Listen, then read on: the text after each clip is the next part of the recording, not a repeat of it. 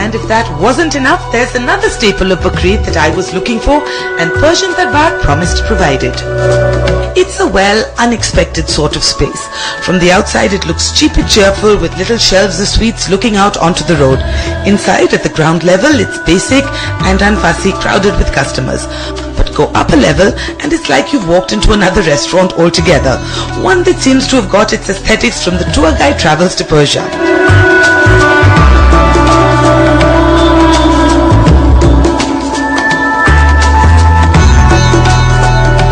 While a little cheesy, it also is quite charming, especially when platter after platter comes out for me.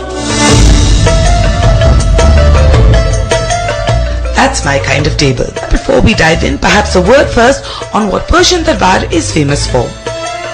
10 years before, idea came that why not to do something which is different from others. You get the raan of the goat which you are cutting, because what happens, that a person, he feels that this is the mutton of the goat which I have cut it. So cooked in our style. So we have got a lot of variety in that. Like we can cook that raan into raan rice, raan masala, raan chili, or raan biryani, that way. And the good news is, if you don't have your own leg of lamb, they have plenty for you. And since I had quite a bit of company at the table, I thought I would risk it and try 2 of the raans. As portions go, I guess this will do. One drowning in masala, tender, just falling off the bone.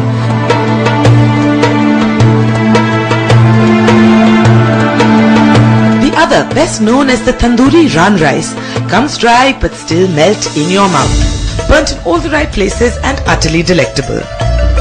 It's official. If you're looking to find the best legs in town, well, this is where you find them.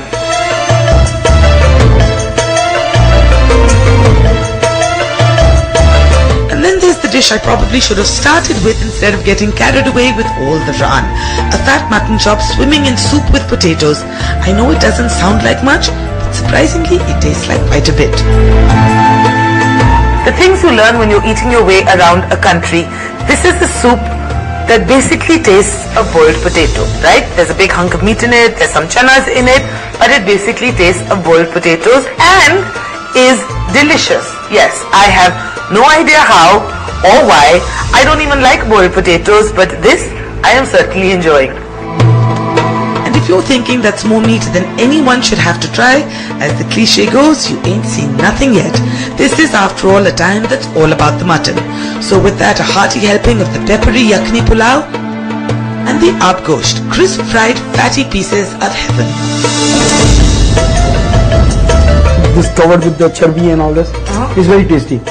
So every part of the mutton of the goat, it tastes different. Everyone has got one thing in the mind, that my goat has got one flavor. Okay, so they prefer this less spicy that day. They want the flavor of the mutton. So like it's just a little bit of masala, some garlic, ginger, that type. Some little masala.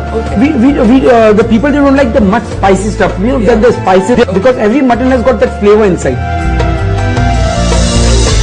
And with that, I believe it is time for me to run off a cover, and before you judge me for the very bad pun, you try being witty when you are about to slide into a meat-induced coma. And oh my goodness, here's dessert. Thank you.